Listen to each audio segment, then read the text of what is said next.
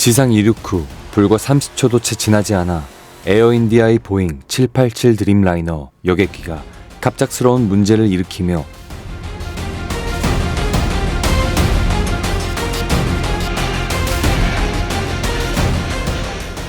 인도 서부의 한 인구 밀집 지역으로 곤두박질 쳤다.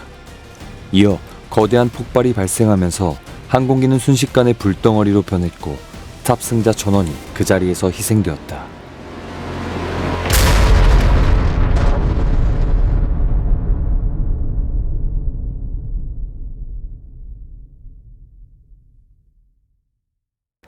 (241명의) 생명이 한순간에 사라진 이 사고는 전 세계를 충격에 빠뜨렸으며 수많은 의문점을 남겼다. 전문가들을 가장 혼란스럽게 만든 것은 극히 이례적인 상황이었다. 이륙 직후 불과 몇 초 만에 양쪽 엔진이 거의 동시에 멈춰버린 것이다. 그 치명적인 순간 조종석 안에서는 과연 무슨 일이 벌어졌던 것일까? 그 원인은 단순한 인적 실수였을까? 잠재된 기술적 결함이었을까? 아니면 조직적인 은폐 공작의 결과였을까? 최신 조사 보고서가 최근 공개되었고 이번 영상에서는 그 모든 의문을 명확히 밝히려 한다.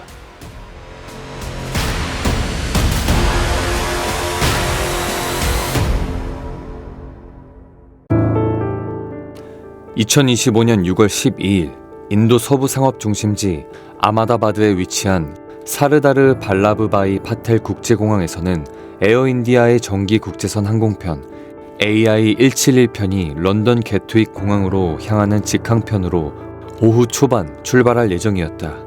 이 노선은 보잉 787-8 드림라이너 기종으로 운영되는 정기 상용 노선이며 에어인디아는 2023년부터 게트윅 공항 노선을 운항하기 시작했다. 사고 당시 해당 항공사는 주당 12편의 게트윅 출발편을 운항하고 있었으며 그중 5편이 아마다바드발 노선이었다.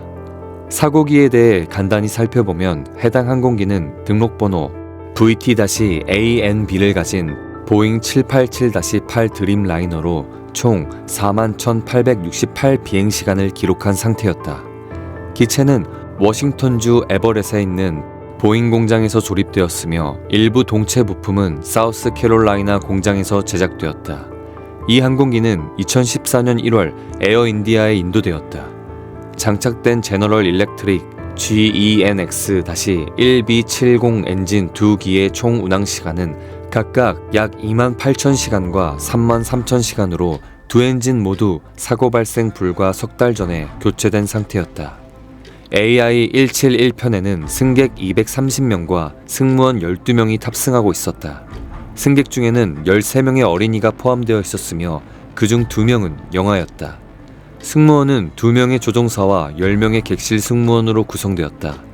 탑승자 국적은 인도인 169명, 영국인 53명, 포르투갈인 7명, 캐나다인 1명이었다.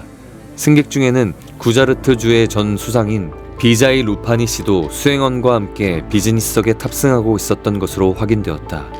AI-171편의 기장은 15,000시간 이상의 비행 경력을 가진 베테랑 파일럿 수밋 사바르왈이었으며 부기장은 3,400시간의 비행 경력을 보유한 클라이브 쿤다르였다. 두 조종사 모두 보잉 787 기종 운항 자격을 갖춘 정식 인증 조종사였다. 사고 당일 오전 11시 17분경 앞선 델리 아마다바드 구간을 운항한 승무원이 항공기 꼬리 부분에 수평 안정장치 위치 센서 결함을 뜻하는 스타브포스 XDCR 오류를 보고했다. 정비 절차에 따라 기술팀은 같은 날 오후 12시 10분경 해당 결함을 수리 완료했다고 기록했고 항공기 운항은 재개 허가되었다. 그러나 불과 몇 시간 뒤 발생한 이번 참사는 겉보기에 사소해 보였던 그 오류가 사실상 사건의 진실을 푸는 핵심 열쇠였음을 드러냈다. 이번 사고는 2010년 이후 인도항공 역사상 가장 참혹한 비극으로 기록되었다. 인도 표준시 기준 오후 1시 38분 39초 보잉 787-8 드림라이너 AI-171편은 아마다바드 국제공항의 활주로 23번에서 천천히 이륙하기 시작했다. 이륙 직후 몇 초 동안은 모든 것이 계획대로 진행되고 있었다. ADS-B 항공 추적 시스템 기록에 따르면 항공기는 시속 약 330km에 도달하며 상승 중이었다. 그러나 최대 속도에 도달한 지 단 3초 만에 이해할 수 없는 일이 벌어졌다. 두 개의 주 엔진 연료 공급 스위치가 각각 런 위치에서 컷 오프로 전환된 것이다. 두 스위치가 꺼진 시점의 차이는 정확히 1초였다. 이때 장착된 쌍발 GENX 엔진은 항공기가 공항 경계선을 막 벗어나 약 625피트 고도에 있을 때 갑자기 멈췄다. 이륙 상승 중 연료를 차단하는 행위는 절대 있을 수 없는 절차이며 더욱이 항공기가 인구 밀집 지역 상공에 있을 때는 불가능한 행동이었다. 모든 일이 너무도 순식간에 일어나 항공기는 즉시 추진력을 잃었다.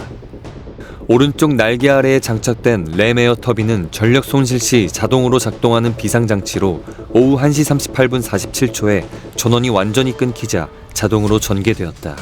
RAT는 외부 공기 흐름을 이용해 작은 터빈을 회전시켜 비행기의 필수 시스템, 조종 및 통신 장비에 최소한의 전력을 공급한다. 이는 항공기가 심각한 비상 상황에 처했음을 보여주는 기술적 증거였다. 메이데이, 메이데이, 메이데이 라는 조난 신호가 오후 1시 39분 5초에 무선으로 송출되었다. 활주로 이륙 후 불과 26초 만이었다. 그러나 관제탑이 응답을 시도했을 때 조종석에서는 이미 아무런 응답이 없었다. 6초 후 비행기 블랙박스인 비행 데이터 기록기의 신호가 중단되었고 오후 1시 39분 11초 드림라이너는 급 강하하여 활주로에서 불과 1km 떨어진 주거 밀집 지역에 큰 각도로 충돌했다. 거대한 화염구가 치솟았고 주택 건물들은 무너져 내렸으며 차량들이 폭발했고 비명과 울음소리가 거리 전체를 뒤엎었다. 소방대, 구급대, 경찰이 즉시 출동했고 인근 도로는 전면 통제되었다. 아마다바드 소방국의 초기 보고서에 따르면 탑승자 전원, 승객과 승무원이 거의 모두 사망했으며 단 한 명만이 생존한 것으로 확인되었다. 좌석 11A에 앉아있던 40세 영국인 남성 승객이었다. 기적적으로 그는 중상을 입었음에도 스스로 옆 비상구를 열고 불타는 잔해 속을 빠져나왔다. 그는 구출된 뒤 사고 직전의 순간을 이렇게 회상했다. 기내 조명이 깜빡이더니 쾅 하는 큰 소리가 들렸고 그 다음엔 완전한 침묵이었어요. 그리고 폭발이 일어났습니다. 살아남은 유일한 목격자의 이 단편적인 기억은 지금까지도 전 세계가 이해하려 애쓰는 이 참극의 유일한 단서가 되었다. 참사 발생한 뒤 2025년 7월 11일 밤 인도 항공사 조사국은 AI-171편 추락 사고에 대한 첫 번째 예비 보고서를 공식 발표했다. 이는 국제민간 항공기구 규정에 따라 사고 발생 후 30일 이내에 반드시 공개해야 하는 의무 보고서였다. 블랙박스 및 비행 데이터 시스템의 분석 결과를 바탕으로 작성된 이 보고서는 인도항공 역사상 전례 없는 논란을 불러일으켰다. 보고서에 따르면 항공기의 정확한 이륙 시간은 오후 1시 38분 39초였으며 1시 38분 42초에 항공기는 180노트 속도로 지상에서 완전히 이륙했다.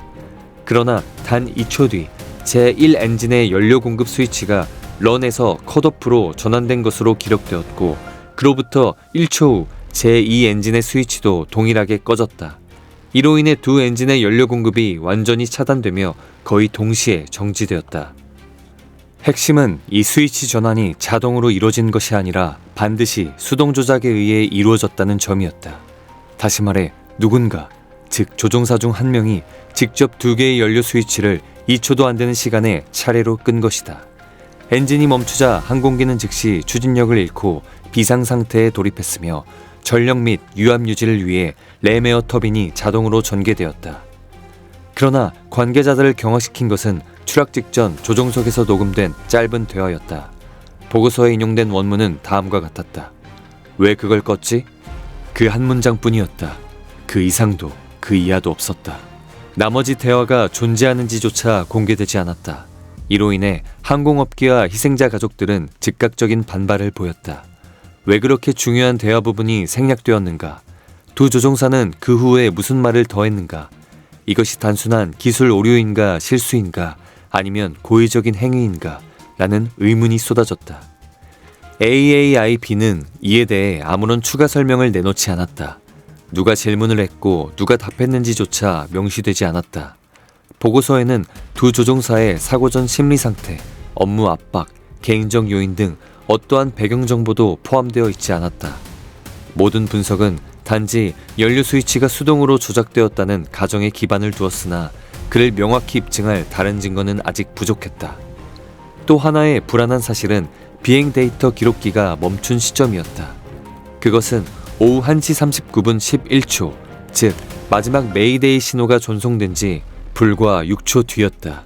이는 항공기가 활주로를 떠난 지 약 32초 만에 완전히 통제 불능 상태에 빠졌음을 의미했다.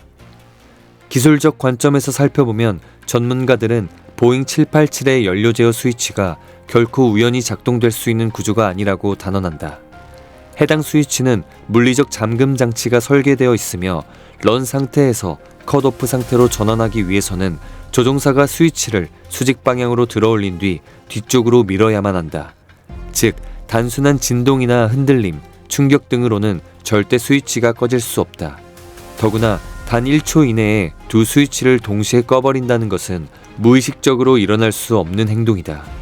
그러나 주목할 점은 이미 2018년 미국 연방항공청이 보잉 737 및 787 기종의 연료 스위치 잠금 기능과 관련된 결함 가능성에 대해 경고 공지를 발표한 적이 있다는 것이다. 해당 공지에서는 일부 모듈의 잠금 장치가 제대로 작동하지 않아 조작 절차를 따르지 않아도 스위치가 전환될 수 있다고 명시되어 있었다. FAA는 이에 따라 해당 기종을 운용하는 모든 항공사에게 연료 스위치의 기계적 잠금 기능을 정기적으로 점검하고 필요시 교체할 것을 권고했다. 하지만 에어인디아는 이 점검을 실시하지 않았다. FAA의 권고가 법적 의무 조항이 아닌 권장 사항이며 필수 사항이 아니었다는 이유에서였다. 사고항공기의 엔진 제어 모듈은 2019년과 2023년에 두 차례 교체되었지만 인도 항공사 조사국은 보고서에서 이 교체가 연료 스위치 잠금 시스템과 직접적인 관련이 없다고 명시했다. 이처럼 비정상적인 기술 조작, 의심스러운 기계적 설계, 그리고 에어인디아 측의 소극적인 정비 태도가 결합되며 사건은 모호한 그림을 그리기 시작했다. 모든 작은 요소 하나하나가 참사를 불러올 고리였을 가능성이 있지만 그 누구도 명확한 책임을 인정하지 않았다. 그리고 보고서가 단 한 줄의 조종실 대화만 공개한 채 사실상 조종사에게 책임을 돌리는 듯한 태도를 보이자 사람들은 묻기 시작했다. 과연 희생된 조종사들이 허술한 시스템의 희생양으로 몰린 것은 아닌가. 예비 보고서가 발표되자마자 논란은 순식간에 번졌다. 항공 전문가들 뿐 아니라 전 세계 항공 포럼, 소셜미디어, 국제 언론에서도 격렬한 논쟁이 이어졌다. 진실에 한 걸음 다가선 듯했던 보고서는 오히려 대중의 혼란을 더욱 키웠다. 공개된 내용으로부터 4가지 주요 가설이 제시되었는데 각각은 심각한 의문을 제기하며 책임, 투명성, 그리고 직업윤리에 대한 근본적인 질문을 던졌다. 첫 번째 가설은 가장 충격적인 시나리오로 사고가 조종실 내부의 의도적인 행위 또는 중대한 실수로 인해 발생했다는 주장이다. 이 가설을 지지하는 측은 조종사 간의 대화, 왜 그걸 껐지?가 한쪽 조종사가 연료 스위치를 의도적으로 혹은 실수로 전환했음을 암시한다고 본다. 게다가 연료 스위치에는 물리적 잠금 장치가 있기 때문에 그것이 움직였다는 사실 자체가 의도적 조작의 가능성을 높인다는 것이다.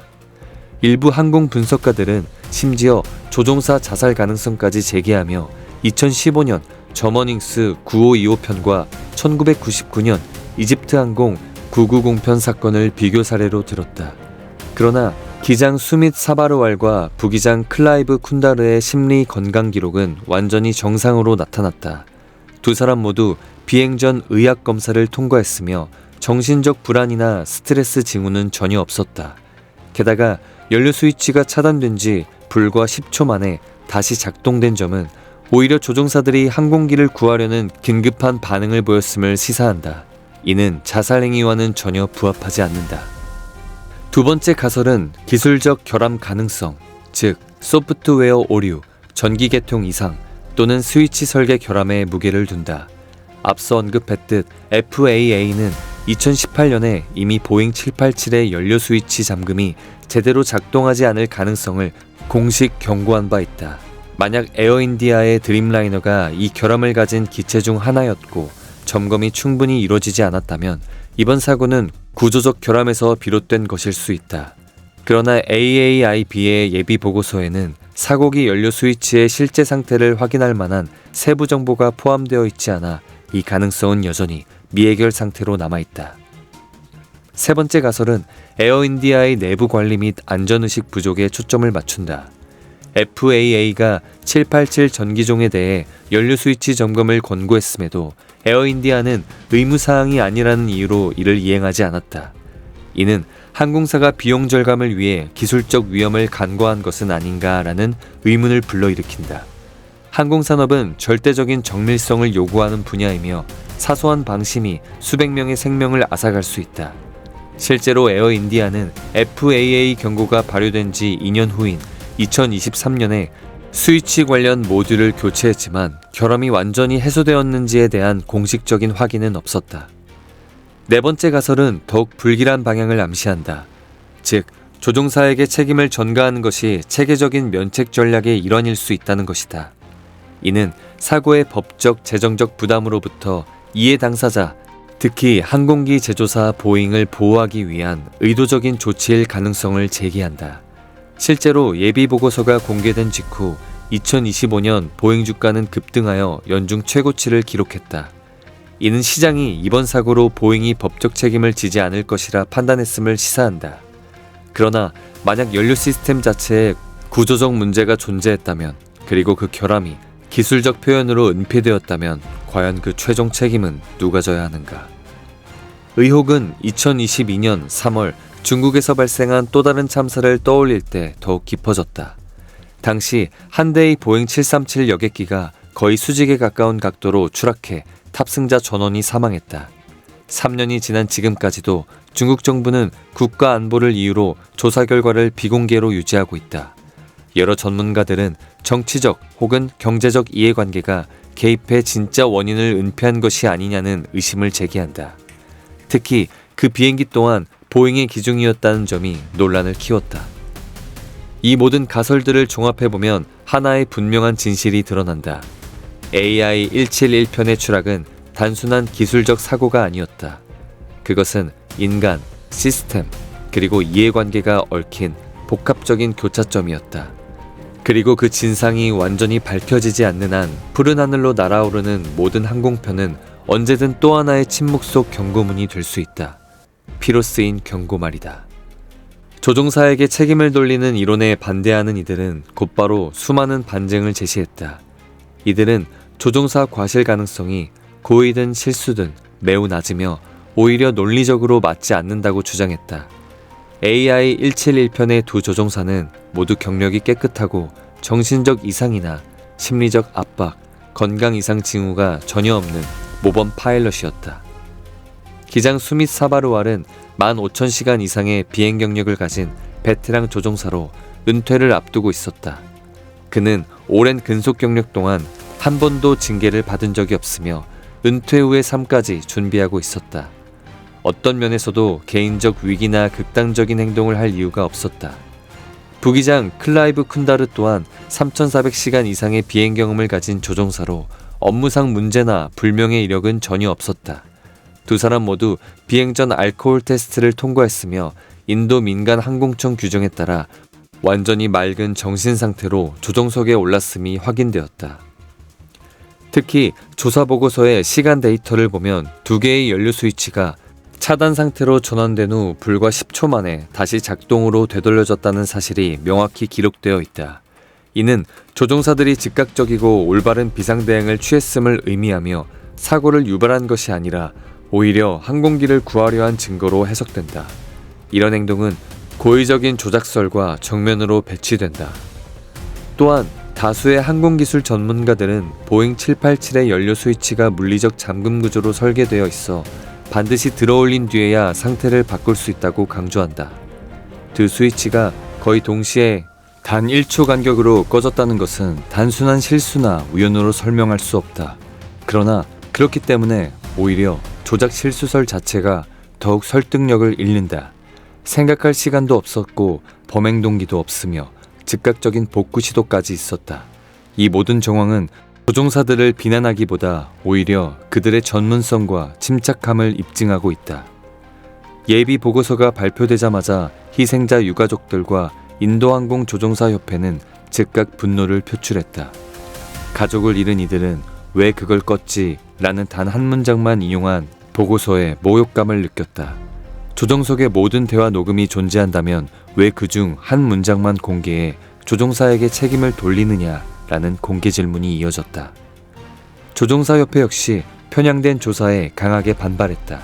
그들은 인도 항공사고 조사국에 보낸 공식 서한에서 보고서의 어조는 조종사와 당국 간의 신뢰를 심각하게 훼손한다고 경고했다. 특히 핵심 증거인 조정석 음성기록 장치의 전체 녹음 파일이 명확한 이유 없이 비공개 상태라는 점을 지적했다. 영국, 독일, 싱가포르 등 여러 나라의 항공 전문가들도 이에 동참해 조사 과정의 투명성 확보와 블랙박스 전체 내용 공개를 촉구했다.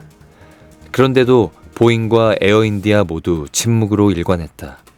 보고서가 인적 요인을 암시하자마자 보잉의 주가는 급등했고 이는 시장이 제조사에 책임이 없다고 안도했다는 뜻이었다.